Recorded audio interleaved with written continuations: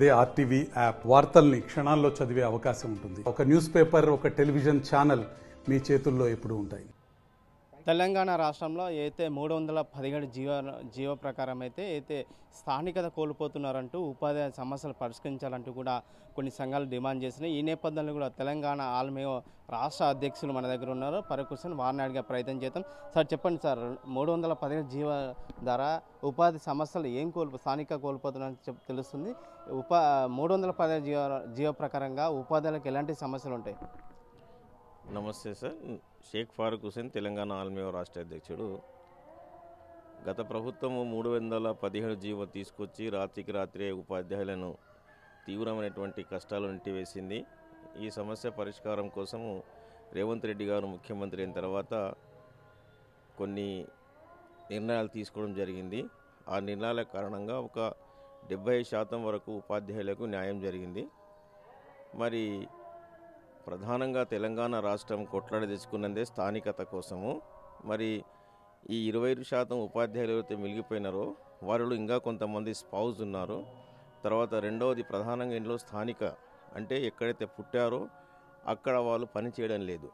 కాబట్టి స్థానికతను ఆధారంగా చేసుకొని ఒక జిల్లాలో ఏ జిల్లాలో అయితే ఎవరు స్థానికత కోరుకుంటారో, స్థానికతంగా ఉన్నారో, పనిచేస్తున్నారో అదే ఉమ్మడి జిల్లాలో వారు కోరుకున్నటువంటి స్థానికంగా పనిచేసేటటువంటి అవకాశం కల్పించాలి. స్థానికత ఆధారంగా బదిలీలు కనుక చేస్తే 317 జీవో వల్ల నష్టపోయినటువంటి ఉపాధ్యాయులకు పూర్తి స్థాయిలో రేవంత్ రెడ్డి ప్రభుత్వం న్యాయం చేసినట్టు మేము భావిస్తాం. రైట్. ముఖ్యంగా అంటే ఆల్రెడీ ఈ ప్రభుత్వం వచ్చి కూడా 16 నెలలు గడిచినప్పుడు కూడా ఉపాధ్యాయుల బదిలీలను కూడా మేము పారదర్శకంగా నిర్వహించాలని చెప్పుకొస్తుంది. దీని మీద ఏం చెప్తారు? ఈ విషయంలో 100% మేము ఏకీభవిస్తాము. ముఖ్యమంత్రి గారు పదవి బాధ్యతలు చేపట్టిన వెంటనే 24 గంటల్లో వేల కొలది ఉపాధ్యాయుల బదిలీలు పదోన్నతులు చేశారు. కానీ ఆర్థిక సమస్యలు తీసుకుంటే చాలా ఘోరమైనటువంటి పరిస్థితులు ఉన్నాయి. ఆర్థిక సమస్యల పరిష్కారానికి ఎప్పుడు మోక్షం లభిస్తుందో నమ్మే పరిస్థితుల్లో అయితే మేమైతే లేము. రైట్.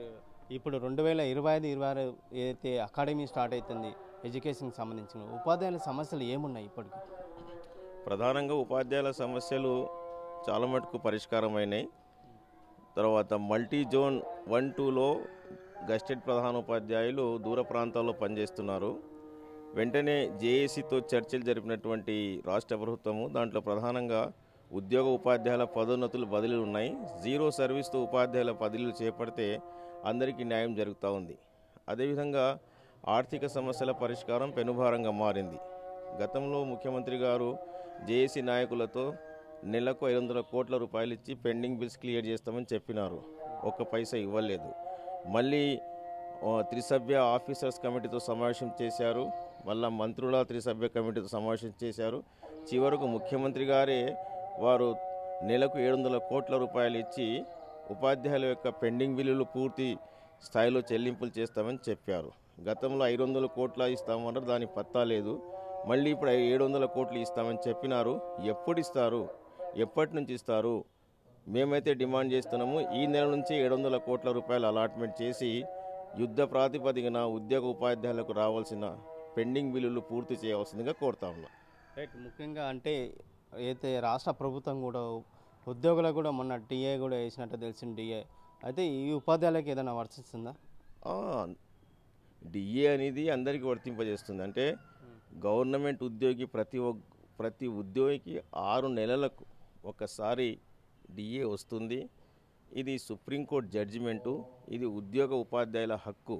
కానీ తక్షణం డిఏలు చెల్లింపులు చేస్తామని అధికారం వచ్చిన తర్వాత రేవంత్ రెడ్డి గారు, ముఖ్యమంత్రి అయినటువంటి రేవంత్ రెడ్డి గారు తక్షణం అంటే దానికి భాష్యం మార్చి వేసినారు.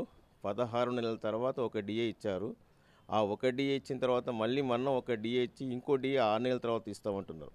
6 నెలలకు కేంద్రమే ఒక డిఏ ఇస్తుంది. కాబట్టి మేము కోరుతా ఉన్నాం, మీరు ఎలక్షన్ మేనిఫెస్టోలో పెట్టినట్టు 3 డిఏలు తక్షణం చెల్లింపులు చేస్తామని చెప్పినారు.